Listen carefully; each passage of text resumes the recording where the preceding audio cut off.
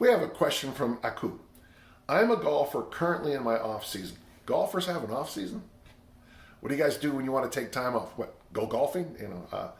I will be finishing easy strength soon. After completing easy strength, there is 4 months until golf season begins. What would your suggestion on the type of exercise to do in that time? Should I train like a thrower? Yeah, I mean, I could see some value to throw it, like doing medicine ball throws. I could see the whole family of them. Go online, type in maybe medicine ball javelin throwers. I know the Finns have that wonderful one-page PDF with medicine balls for their javelin throwers that includes every exercise you could ever think of you could do with a medicine ball. I mean, the question is, do you want to snatch and clean and front squat? Yeah, I mean, that'd be kind of fun to see. Many throwers I know fall in love with long ball hitting after they retire because it's a lot like throwing the discus, the shot put, the javelin, and maybe even the hammer. When you say train like a thrower, I mean, I don't know if you need to get yourself up to, 125 kilos, 275, and I don't know if that would help your game. You'd hit the ball farther. Should I train like a thrower? And then he says, how would you structure off-season training next year for a golfer?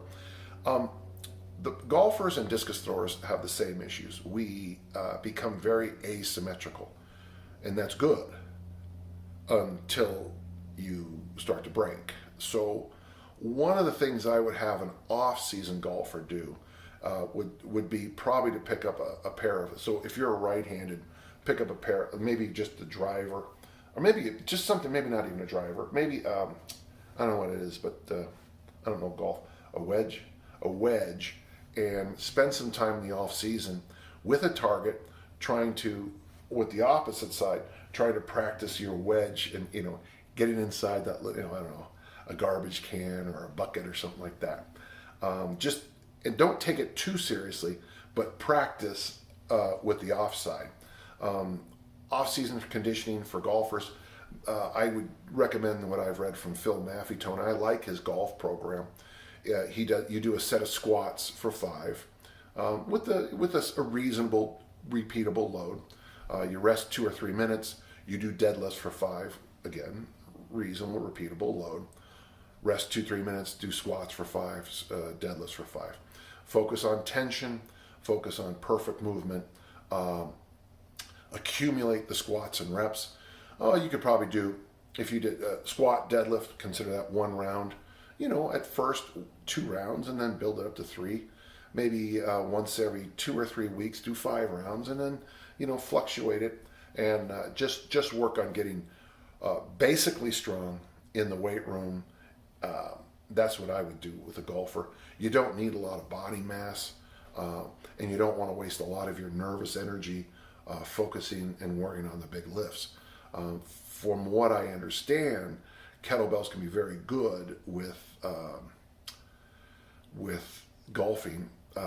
There is a book out there somewhere, Kettlebells for Golf. There's a lot of windmills in there, but to me that the windmill would be too technical. But if you did swings and goblet squats, which is basically what I'm about to go do myself, that would probably be a pretty good off-season program.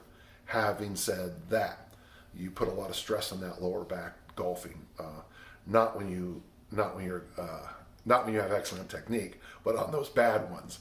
So you put stress on your bad strokes. You put a lot of stress.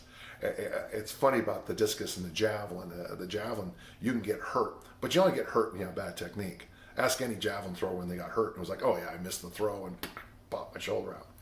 So if you have excellent golf technique, you might be able to get a lot of swings in. If you don't, regress down, look up Bulgarian goat bag swings and do those instead. I hope that helps. Certainly, my knowledge of golf is simply when I see it on TV, I press the button and go look for something else. But because of my work, I do bump into a lot of this kind of thing. Back when I sold my soul for a very famous company, I had to deal with golfers, and they're a different breed of cat. But one thing they do have is an amazing work ethic, and your questions remind me of that. All right, I hope that helps.